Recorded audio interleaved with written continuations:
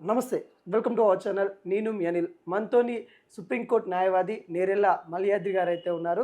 చాలా విషయాలైతే తెలుసుకుందాం. సార్, గత 3 రోజులుగా మనం చూస్తా ఉన్నాం. ఆర్‌జీవీ గురించి హల్చలైపోతా ఉంది. అరెస్ట్ అంటా ఉన్నారు. అండర్ కవర్ అంటుండు. ఏదో ఎళ్ళిపోయిండు, పారిపోయిండు అని అంటున్నారు. నిన్న వీడియో బయటొచ్చింది. అసలు ఎలా చూడొచ్చు ఆర్‌జీవీ కేస్‌ని మనం? ఈరోజు పార్లమెంట్‌లో గూడా నమస్కారం అండి. ఈరోజు పార్లమెంట్‌లో గూడా ఈ డిజిటల్ మీడియా మీద ఒక ఎంపీ గారు అడిగిన ప్రశ్నకి మేము తగు చర్యలు తీసుకుంటామని జెప్పేసి పార్లమెంట్‌లో గూడా హామీ ఇచ్చారు. హ్మ్. ఇది కేవలం ఒక ప్రాంతంలో లేదా ఆంధ్రప్రదేశ్‌లోనో లేకపోతే తెలంగాణలోనో ఒక ఆర్‌జీవీకి సంబంధించిన ఇష్యూయే గాదు. Freedom of right to speech and expression.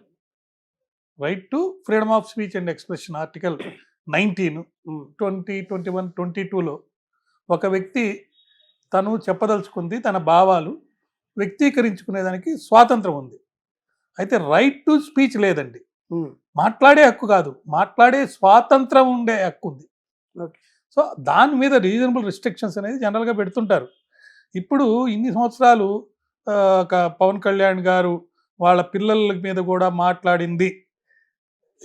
వల్ల మాట్లాడిన దాని వల్ల పిల్లలు బయటికి రాలేకపోయారని అన్న తర్వాత నుంచే హ్మ్. ఈ డిజిటల్ మీడియాలో మాట్లాడిన వాళ్ళపై చర్యలు తీసుకోవడం అనేది స్టార్ట్ అయింది. ఇక్కడ ఆర్జీవి గారి గురించి ఏదో ఆ సినిమా తీశారు, ఆ సినిమా సందర్భంగా వచ్చిన విషయం కాదండి. హ్మ్. సినిమాతో పాటు ఆయన ఎక్స్‌లో కూడా ఒక మాట మాట్లాడాడు. కొన్ని చెప్పారనమాట.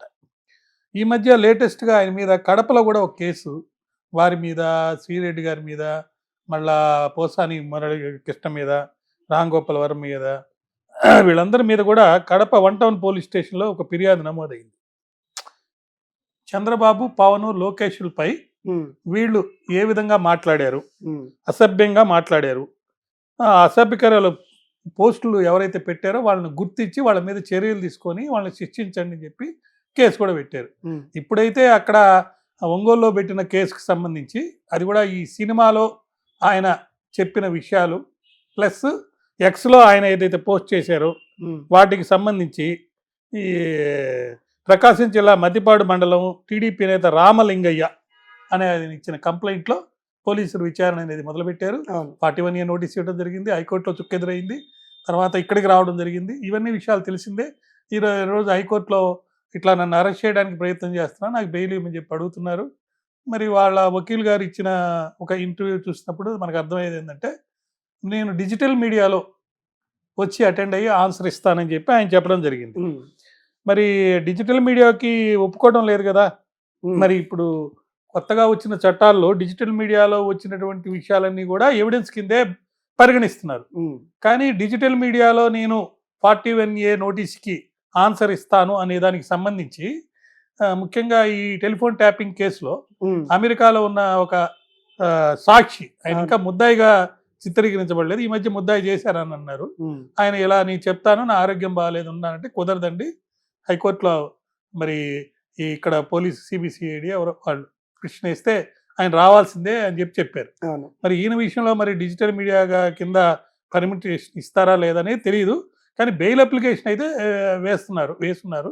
ఈరోజు అది ఆర్గ్యుమెంట్స్‌కి వచ్చినట్టుగా వింటున్నాము. కానీ ఇక్కడ ఆ పర్టిక్యులర్ కేసులో అంతకుముందే గతంలో 41A నోటీస్ మీకు ఎంటైటిల్డ్ కాబట్టి ఇచ్చారు కాబట్టి 7 ఏళ్ల లోపే శిక్ష ఉంది కాబట్టి మీరెళ్లి అటెండ్ అయ్యని చెప్పి ఆల్రెడీ ఆర్డర్స్ అయితే వచ్చి రావడం జరిగింది. ఇంకోటి మీరే తన న్యాయవాది అయితే ఈ కేస్‌ని ఎలా డీల్ చేస్తారు? ఎందుకంటే వాళ్ళ న్యాయవాది కొంత మీడియా ముఖంగా వచ్చి మాట్లాడుతున్న దాఖలాలు కనబడతా ఉన్నాయి. వర్చువల్‌గా మీరు ఇందాకన్నట్టు వర్చువల్‌గా హాజరైతాను. మీకు కావాల్సింది సమాధానమే గదా! తను సినిమాలో ఉన్నాడు. సినిమా ప్రొడ్యూసర్ చేస్తా ఉన్నాడు. ప్రాజెక్ట్‌లో ఉన్నాడు. ఎట్లైనా మీకు ఆన్సర్ కావాలి కదా! వర్చువల్‌గా ఇస్తాడని చెప్తా ఉన్నారు. అది సరైన పద్ధతేనా? అసలు మీరు తన లాయర్ అయితే ఎలా తీస్తారు ఈ కేస్‌ని? ఇక్కడ 2, 3 విషయాలున్నాయండి. ఒకటి 41A నోటీస్ అనేది ఒక ఇన్వెస్టిగేటింగ్ ఆఫీసరు ముద్దాయిగా భావించే వ్యక్తికి ఇస్తారు. హ్మ్. కాబట్టి ఈయన ఆ కేసులో ముద్దాయి. ముద్దాయి. దాంట్లో ఏం చెప్తారు? ఇట్లాంటి అలిగేషన్స్ మీ మీద వచ్చినియి. దానికి సంబంధించి మీ దగ్గర ఉన్నటువంటి సాక్ష్యాలు తీసుకొని మీరు ఏవైతే ఎక్స్‌ప్లనేషన్ ఇవ్వదలుచుకున్నారో అది చెప్పండి వచ్చి అని చెప్పి ఇస్తారు. హ్మ్. జనరల్‌గా 41A నోటీస్ ఇస్తున్నారు అనంటే అరెస్ట్ చేయరనేది ఒక భావన. బావుంది. ఓకే. ఎందుకంటే బిలో 7 ఇయర్స్ అయినప్పుడు ఇన్వెస్టిగేటింగ్ ఆఫీసర్‌కే బెయిల్ ఇచ్చే అధికారం ఉంది. హ్మ్. కానీ ఇక్కడ ఏమైంది రీజన్ రివెంజ్ కింద గతంలో ఈయన అప్పుడున్న ఆ ప్రభుత్వం అండ చూసుకొని తీసిన సినిమాలు కానీ, చెప్పిన మాటలు కానీ, లేకపోతే ఈయన యొక్క వ్యవహార శైలి కానీ, ఇవన్నీ మనసులో పెట్టుకొని ఇప్పుడున్న ప్రభుత్వం ఏమైనా ఈయన పోయి హాజరైతే అరెస్ట్ అవుతారేమో అనే ఒక భయం ఉంది. సో ఆ భయం వల్ల ఆయన అటెండ్ కాకపోవడం, లేకపోతే డిజిటల్లో నేను ఆన్సర్ చెప్తానంటాం, హైకోర్టులో పిటిషన్లు వేయటం, ఇవన్నీ జరుగుతుంది. అయితే మనకు గతంలో 437 అని చెప్పి ఒక సెక్షన్ ఉండేది, 438 అని ఒకటి ఉండేది. ఇప్పుడు బెయిలబుల్ 436 కింద రాదు. ఇది 437 కింద కానీ, 438 కింద కానీ, 439 కింద కానీ రావాలి. 437 ఆఫ్టర్ అరెస్ట్, అంటే ఒక వ్యక్తిని అరెస్ట్ చేసిన తర్వాత బెయిల్ తీసుకునేది. 438, 439 ఇవి చూసినప్పుడు మనకు అర్థమయ్యేది ఏంటంటే, ఎవరికైనా రీజనబుల్ అప్రిహెన్షన్ నన్ను అరెస్ట్ చేస్తారు అని ఉంటే అతను కోర్టుకి వెళ్తే ఆ కేసులో పెట్టిన సెక్షన్లలో డెత్ పెనాల్టీ కానీ, లైఫ్ ఇంప్రిజన్మెంట్ కానీ ఇటువంటి లేకుండా ఉండి ఇతని ఇన్వాల్వ్మెంట్, ఇతను నేరం చేశాడు అని భావించకపోతే అతనికి యాంటిసిపేటరీ బెయిల్ ఇవ్వచ్చు. ఇప్పుడు ఆయన హైకోర్టుకి వెళ్ళారు కాబట్టి 439 కింద దీన్ని పరిగణిస్తారు. అయితే ఇక్కడ ఏంటంటే వీళ్ళు ఇటు బెయిల్ అప్లికేషన్ వేసి నేను రానంటున్నారు. ఇప్పుడు నేరం సంగతి పక్కకు పోతే నాన్ కోఆపరేషన్ కింద వచ్చింది. ఒక ముద్దాయి ఇన్వెస్టిగేషన్ తోటి, పరిశోధకుడితోటి కోఆపరేట్ చేయాలి. అతని యొక్క నిర్దోషిత్వాన్ని కూడా రుజువు చేసుకోవాల్సిన బాధ్యత అతని మీద ఉంది. వాళ్ళ మీద ప్రూవ్ చేయాల్సిన, అంటే ఒక నేరాన్ని ప్రూవ్ చేయాల్సిన బాధ్యత పోలీస్ మీద ఎలా ఉందో, నేను నిర్దోషిని నేనేం అనలేదు అని ఈయన చెప్తున్నాడు. ఈయన ఏమంటున్నారు, నేను ఎవరిని ఉద్దేశించి ఎవరి గురించి అన్నానో వాళ్ళు కాదు కేసు పెట్టింది, వాళ్ళ మనోభావాలు దెబ్బతిన్నాయి అని చెప్పి వాళ్ళు కేసు పెట్టడం లేదు, వాళ్ళ అభిమానులు పెడుతున్నారు. ఇప్పుడు నా అభిమానులు కూడా మీరు అన్న మాటలకి వాళ్ళ మనోభావాలు దెబ్బతిన్నాయని చెప్పి పెడుతుంటే ఏడుస్తూ చెప్తే సరిపోద్దా అని చెప్పి ఆయన యాక్ట్ చేసి ఏడిచ్చి కూడా చూపించినట్టుగా మనం వీడియోలో చూస్తున్నాం. కాబట్టి ఒక రీజనబుల్ అప్రిహెన్షన్ ఈయన మైండ్లో వచ్చిందా లేదా, అతను అరెస్ట్ చేస్తారని. దీంట్లో అరెస్ట్ చేసి జైలుకు పంపించేంత శిక్ష కలిగినటువంటి సెక్షన్లు పెట్టలేదు కాబట్టి మరి ఆర్జీవి గారి యొక్క హృదయంలో అనుకోండి, మనసులో అనుకోండి, రీజనబుల్గా అప్రిహెన్షన్ అనేది ఉందా లేదా? ఖచ్చితంగా ఉంటుంది. ఎందుకంటే గతంలో జరిగినటువంటి చరిత్ర, ఈ రాజకీయాలకు సంబంధించి, ఈ డిజిటల్ మీడియాలో చేసిన వార్తలకు సంబంధించి అరెస్టులు కానీ, లేకపోతే ఇప్పుడు కొత్త కూటమి ప్రభుత్వం వచ్చిన తర్వాత చేసే అరెస్టులు కానీ మనం చూస్తే వైసీపీ, దానికి మద్దతుదారులు, దానికి సంబంధించిన రాజకీయ నాయకులు, దానికి సంబంధించిన సినిమా కళాకారులు, సినిమా దర్శకులు, వీళ్ళందరి మైండ్లో ఈ నూతన ప్రభుత్వం లేదా కూటమి ప్రభుత్వము కచ్చగట్టి రీజన్ రివెంజ్ కింద అరెస్ట్ చేసేదానికి చర్యలు చేపట్టింది అని చెప్పి వాళ్ళ మనసులో, హృదయాల్లో ఉంది. కాబట్టి ఈయన మైండ్లో రీజనబుల్ అప్రిహెన్షన్ అనేది ఉంది, అరెస్ట్ చేస్తారని. దానికి తగ్గట్టుగా ఒంగోలు నుంచి పోలీసు కూడా వాళ్ళ ఇంటికి రావడం అవన్నీ మనం చూస్తున్నాం చిత్రాల్లో. కాబట్టి ఈ విషయాన్ని కోర్టులో ప్రాపర్గా ఎక్స్ప్లెయిన్ చేసి, ఇది పరిస్థితి, నేను వెళ్ళి హాజరవుతాను, కానీ నన్ను అరెస్ట్ చేయకుండా నా హక్కులు భంగం కలగకుండా తీర్పు ఇవ్వండి అని చెప్పి అడిగే పరిస్థితి ఉంది. అలా అడిగారు, అంతవరకు బాగుంది. కానీ నేనేమంటానంటే జనరల్గా ఇటువంటి కేసుల్లో మేము సుప్రీంకోర్టు అడ్వకేట్గా కానీ, లేకపోతే మాజీ న్యాయమూర్తిగా కానీ, నేను జనరల్గా ఎట్లా సజెస్ట్ చేస్తానంటే, మొత్తం యాంటిసిపేటరీ బెయిల్ ఇవ్వండి అని అంటే ఏ కోర్టు అయినా ఇవ్వకపోవచ్చు. అదే ఇంటరిమ్ బెయిల్.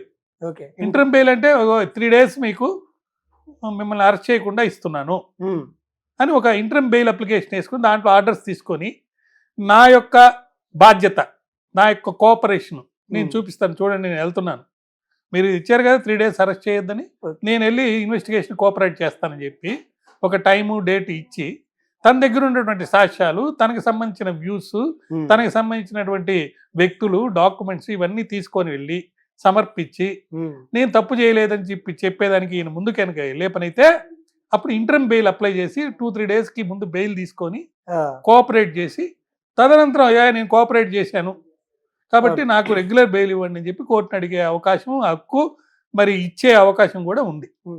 ఇంకోటి సార్, మనం ఏమంటున్నారంటే ఇది ఎప్పుడో 1 year బ్యాక్ జరిగిన ఘటన, ఇప్పుడు తీసుకొచ్చి కేసు ఫైల్ చేస్తూ ఉన్నారు, ఇంత అలచల్ చేస్తూ ఉన్నారు, రాజకీయ కక్ష చూపిస్తూ ఉన్నారని చెప్తా ఉన్నారు.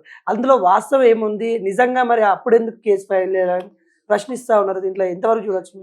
ఇప్పుడు చట్టాలు, వాటి అమలు, న్యాయ వ్యవస్థ, తీర్పులు ఇవి ఒక భాగం అయితే, ఈ చట్టాలను తయారు చేసేటువంటి అసెంబ్లీ కానీ, అమలుపరిచేటువంటి కార్యనిర్వాహక వర్గం ఇంక్లూడింగ్ రెవెన్యూ, పోలీసు, ఇతర అధికారులు, అనధికారులు వీళ్ళందరూ కూడా ఎవరైతే ప్రభుత్వంలో ఉన్నారో వాళ్ళు చెప్పిన దానికి ఒప్పుకొని చేసేవాళ్ళు ఎక్కువ మంది ఉన్నారు. ఇప్పుడు ఒక ఐపీఎస్ ఆఫీసర్ కూడా గత ప్రభుత్వానికి సంబంధించి రఘురామకృష్ణ రాజు గారి మీద చేసిన దాంట్లో అరెస్ట్ కూడా అయ్యాడు, జయపాల్ గారు.